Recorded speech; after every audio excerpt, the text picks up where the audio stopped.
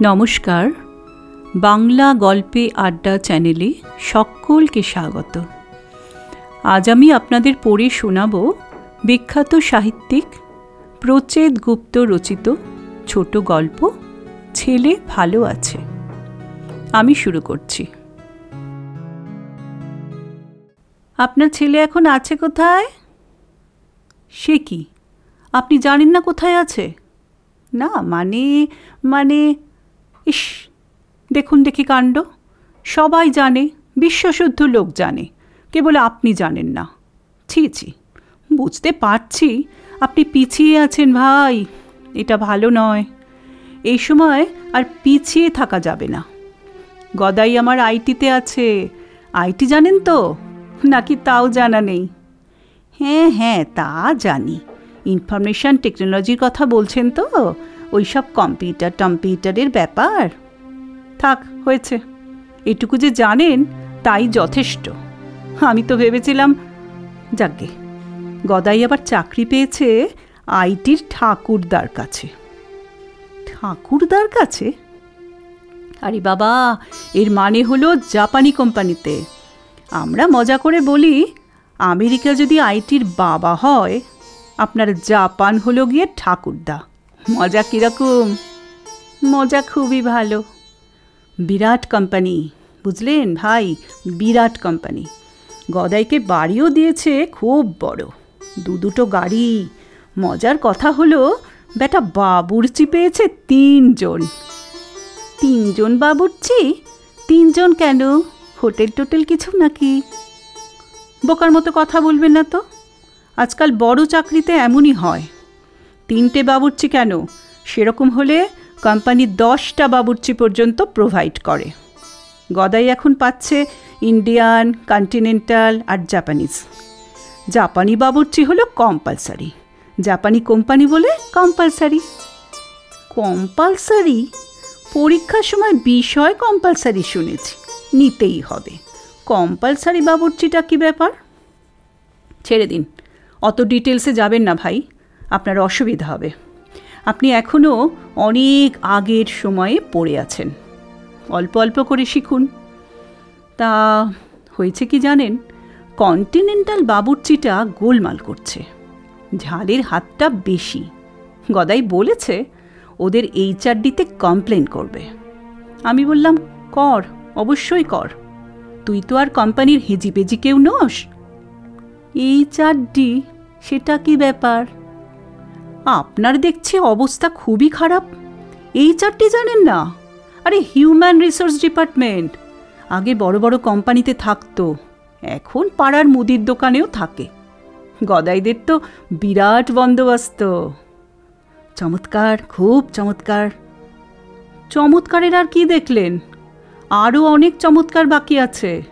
ছেলে আমার আজ হংকং, তো কাল লন্ডন, তো পরশু ইয়র্ক। বেচারি একটু জিরোনোর সময় পায় না, শান্ত মনে দুটো কথা বলতে পারে না। ইয়র্কটা কি জিনিস? নিউ ইয়র্ক, আমরা ছোট করে বলি ইয়র্ক। গদাই রোজ যায় তো, তাই পুরোটা বলতে ইচ্ছে করছে না, বিরক্তি লাগে। বলুন না, রোজ অত বলতে ভালো লাগে? সেই জন্য অনেক কিছু আমরা ছোট করে নিয়েছি।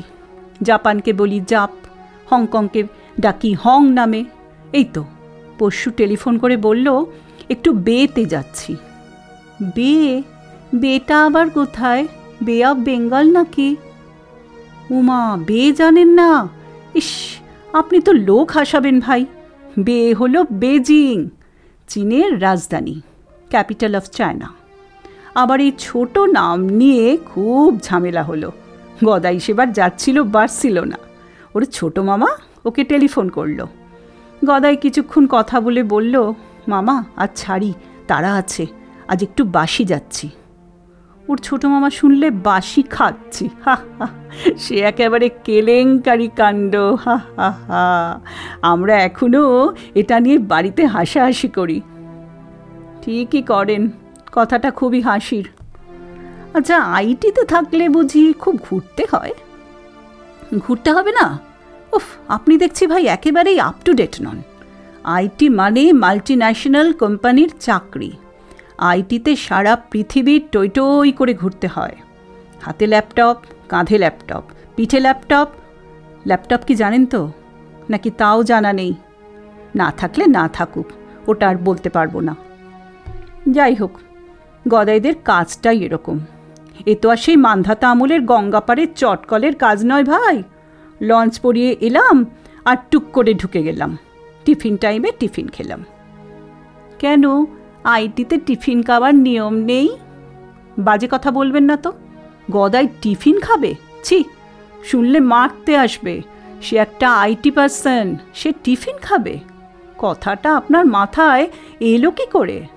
হেভি ব্রেকফাস্ট, তারপরই লাঞ্চ। দুঃখিত, খুবই দুঃখিত। ওদের এত ঘুরতে হয় কেন? ঘুরবে না, মাইনেটা একবার দেখুন। সেটা দেখবেন না? বাড়িতে বসিয়ে বসিয়ে তো আর কেউ কাউকে টাকা দেয় না। দেয় বলুন? ওসব এখন পুরনো গল্প। ঠিকই, কেউই দেয় না। কিছু যদি মনে না করেন তাহলে জিজ্ঞেস করি, করব? ভাই, আপনার প্রতিটা কথাই মনে করার মতো, খুবই মনে করার মতো। তবু সাবজেক্ট নতুন বলে বলুন, কি বলবেন? গদাইয়ের বেতনটা যদি একটু বলতেন, মানে। আরে এতে লজ্জা পাওয়ার কি আছে? স্যালারি জিজ্ঞেস করে লজ্জা পাওয়ার দিন আর নেই রে ভাই, আর নেই রে। এ যুগে স্যালারি হলো গিয়ে একটা গর্ব করার জিনিস, আলোচনার সাবজেক্ট।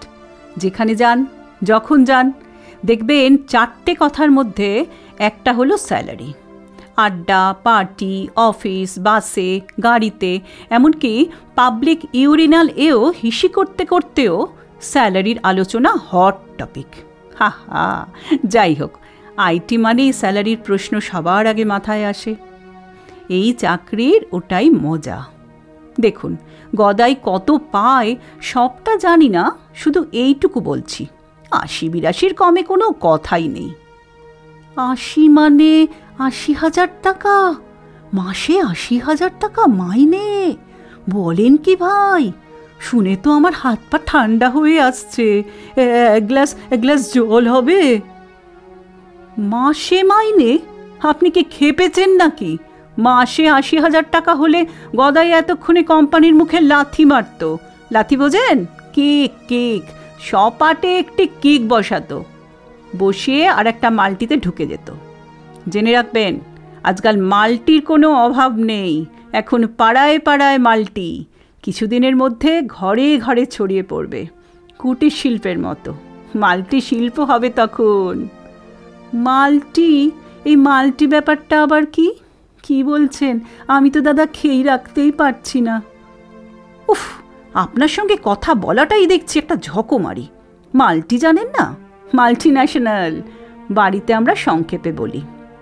গদাইয়ের বেতন সপ্তাহে হয়। মাল্টি ন্যাশনাল কোম্পানির ব্যাপারই আলাদা। যদি চান পে স্লিপ দেখাতে পারি। আজকাল আইটি লাইনে অনেকেই এটা করছে। ছেলে মেয়ে জামাইয়ের স্যালারির ফিগার বলছে, কিন্তু পে স্লিপ দেখাচ্ছে না। এটা ঠিক নয়। This is very bad, very bad. মুখে মাইনে বলতে অসুবিধা নেই, তাহলে প্রুফ হিসেবে কোম্পানির কাগজ দেখাতে তোমার অসুবিধা কোথায়? ঠিক কিনা বলুন? খুবই ঠিক, তবে আমি দেখতে চাই না।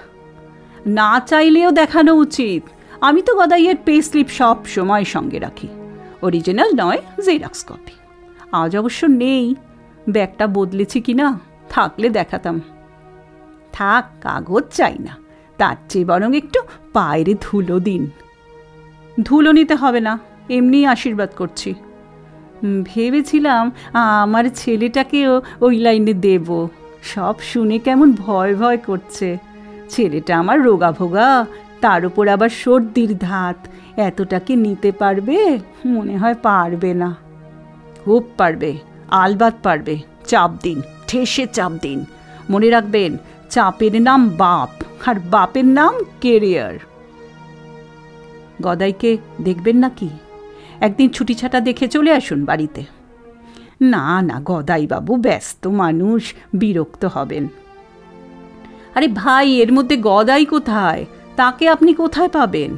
আপনাকে ওর ছবি দেখাবো। ও তো 3 বছর এদিকে আসতেই পারেনি। আমি আর ওর মা রোজই ভাবি, এবার আসবে, এবার ঠিক আসবে। এক ছেলে তো, যত সব ফালতু চিন্তা, ব্যাকডেটেড ফুলিশ। ফুলিশ কিনা আপনিই বলুন, খুবই ফুলিশ। আরে ভাই, বাপ মায়ের কাছে আসবে কি করে? আসতে তো সময় লাগে, লাগে না বলুন? সেই সময়টা কই বলুন দেখি, আপনিই বলুন। দুম করে একটা বলে দিলেই তো হবে না। এখন আর সে যুগ নেই। আগে একটা দুটো চিঠিপত্র ছাড়ত, এখন তাও পারে না। ইমেল করে। খেপেছেন নাকি? সময়ের অভাবে দুটো বউয়ের সঙ্গে যার ছাড়াছাড়ি হয়ে গেল, সে বাবা মাকে ইমেল করবে? ওই দুই বউয়ের মধ্যে একটা আবার ছিল ফরাসি। কানাঘুষোয় শুনছি এখন নাকি একজন চীনা মেয়ের সঙ্গে থাকছে। চীনা মেয়ে সাধারণত শর্ট হাইট হয়, এই মেয়ে নাকি লম্বা। হা হা, খুবই মজার ঘটনা। গুজব শুনে ওর মা খুবই চিন্তিত। বলছে তার ছেলে নাকি এবার আরশোলা খাবে। খেলে খাবে, আমি তো মশাই খুব খুশি, ভেরি হ্যাপি। গদাই ঠিকই করছে। চীন কি এখন আর চারটিখানি ব্যাপার? টেকনোলজিতে জাপানকে ছাড়াবো করছে, করছে না বলুন? করছে বই কি, খুবই করছে।